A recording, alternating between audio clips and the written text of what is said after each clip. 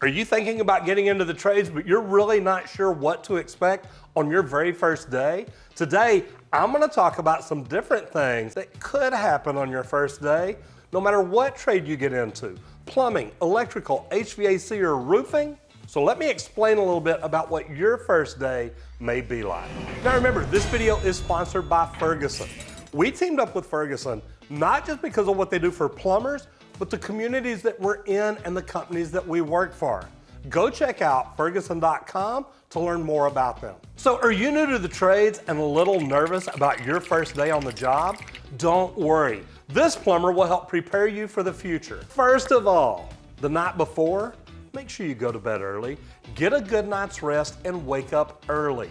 Early is on time is late, and late could leave you home for the day. You're fired! Okay.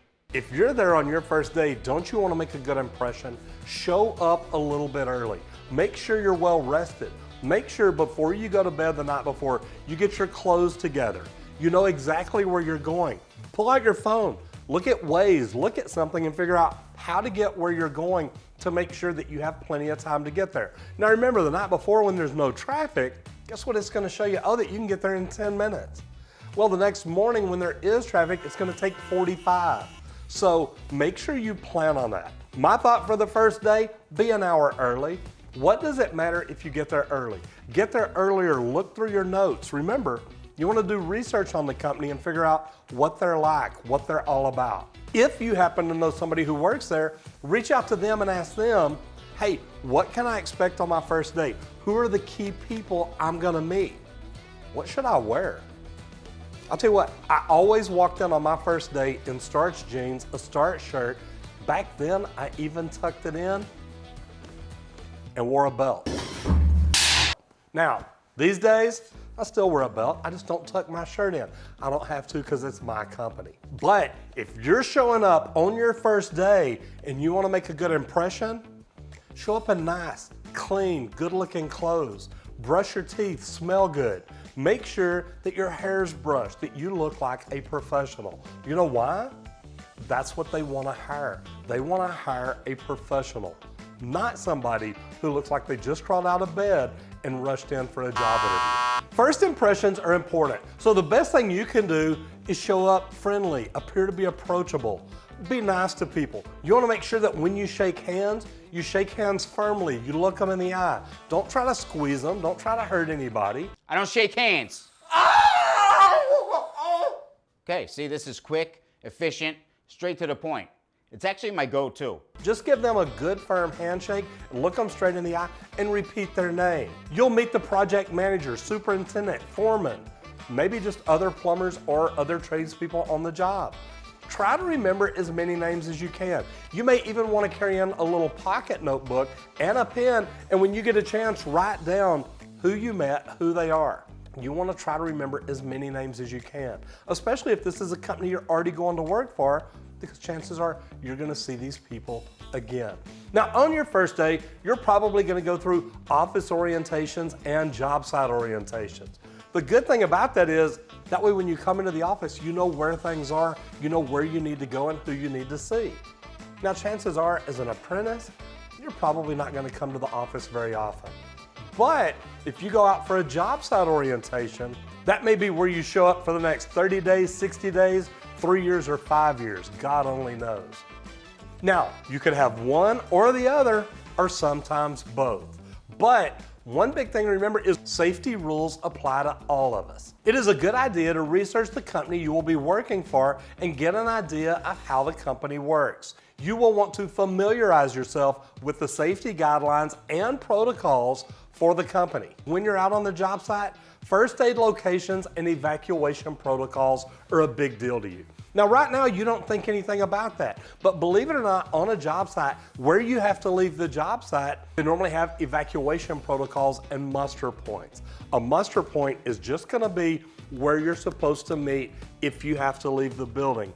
You need to always remember this, because in case of an emergency, there are gonna be people at that muster point looking for you, and if you don't show up, they're gonna send somebody back in the building to try to find you. And if you put somebody in harm's way because of an emergency in the building, That's not gonna be good for you. Now, another big deal are tools and equipment introduction. First of all, think about it.